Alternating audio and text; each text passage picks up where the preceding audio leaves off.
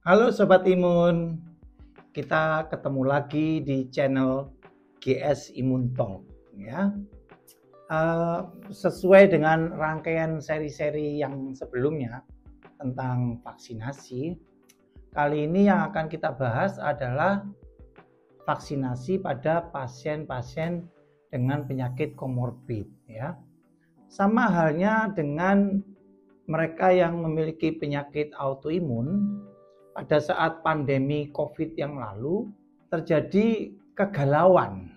Apakah mereka yang punya penyakit komorbid yang kita tahu risikonya untuk mengalami infeksi lebih berat dan kalau terinfeksi outcome-nya juga lebih buruk, itu aman nggak divaksin dan seterusnya ya.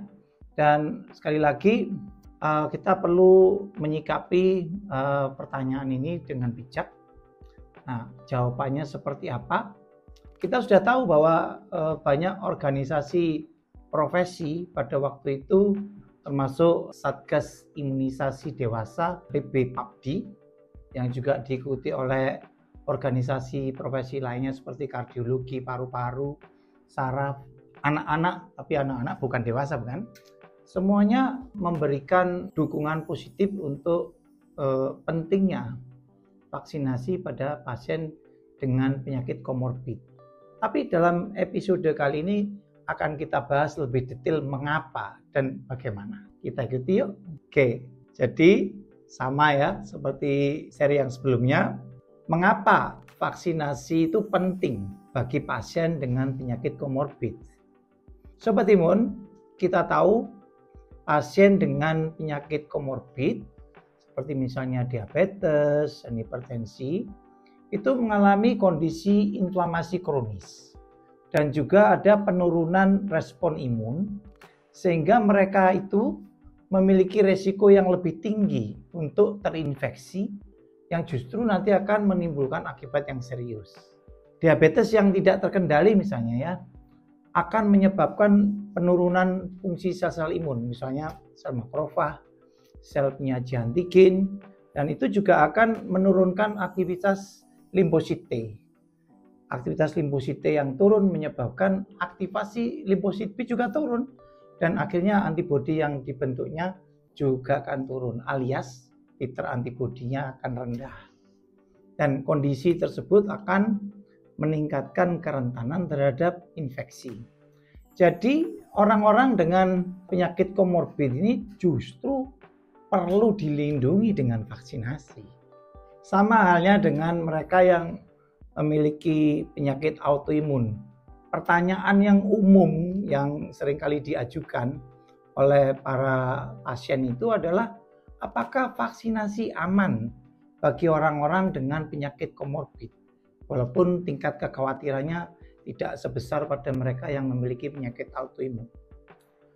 Sobat imun sekalian, pertanyaan ini hanya bisa dijawab menggunakan data hasil penelitian real world atau penelitian di dunia nyata yang faktanya memang harus melibatkan pasien-pasien yang umumnya memiliki penyakit komorbid ya.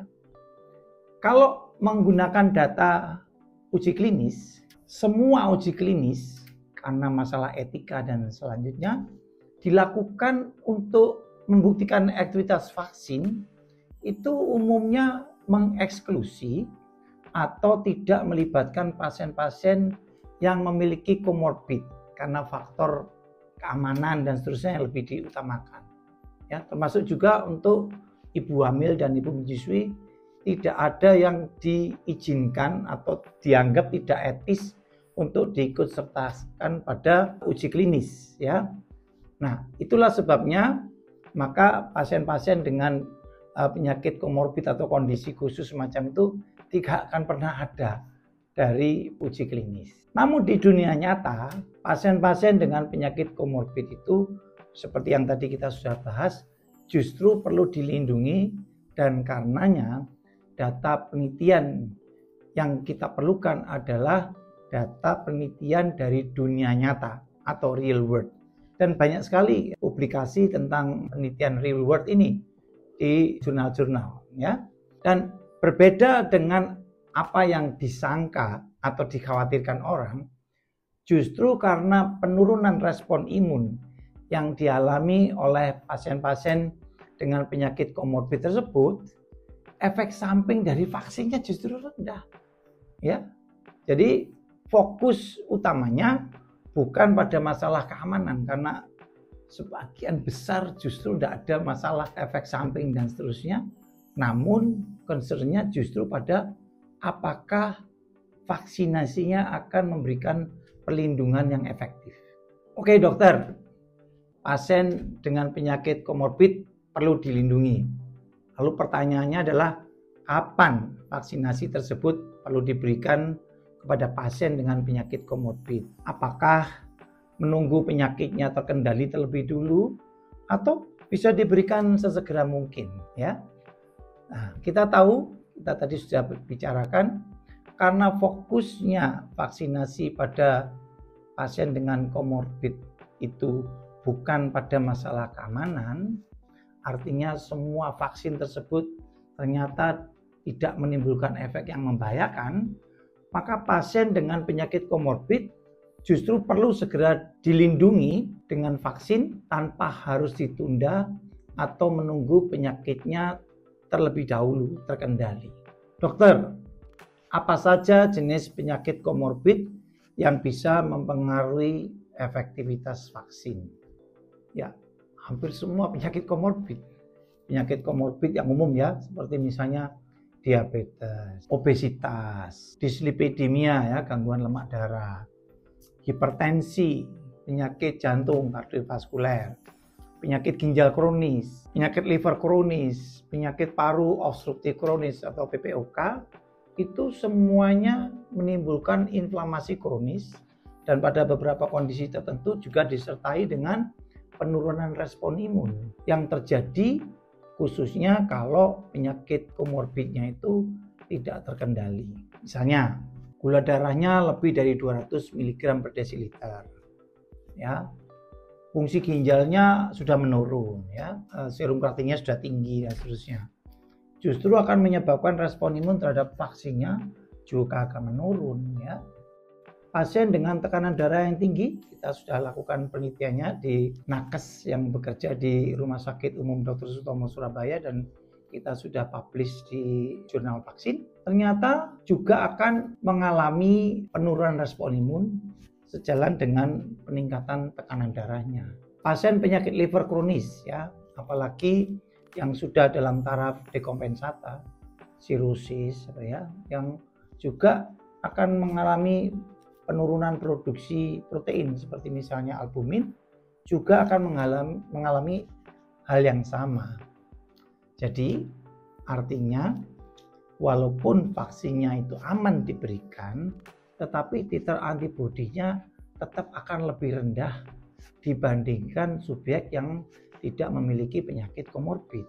Jenis vaksin apa yang direkomendasikan untuk pasien dengan penyakit komorbid dan mungkin adakah yang justru harus dihindari? Ya, kita tahu segala macam mikroba yang bisa dilindungi dengan vaksin itu, vaksinnya tetap bisa diberikan untuk pasien-pasien dengan penyakit komorbid. Khususnya kalau vaksin yang digunakan itu adalah vaksin yang mati atau inactivated atau vaksin subunit karena biasanya lebih aman. Sebaliknya, vaksin yang hidup seperti vaksin MMR dan varicella sebaiknya tidak diberikan pada pasien khususnya dengan kondisi penyakit komorbid yang berat, karena justru dengan respon imun yang turun itu walaupun vaksinnya itu sudah dilemahkan, tapi karena mereka vaksin hidup itu tetap bisa berisiko menginfeksi subjek yang divaksin. Bagaimana kalau terjadi KIPI, dokter? KIPI atau reaksi yang tidak dikehendaki yang dialami setelah vaksinasi. Ya. Saya kira ini sama dengan advice untuk mereka yang mendapatkan vaksin pada umumnya. Jika pasien dengan penyakit komorbid mengalami reaksi setelah vaksinasi atau KIPI, memang sebaiknya mereka harus segera melaporkan reaksi tersebut kepada dokter.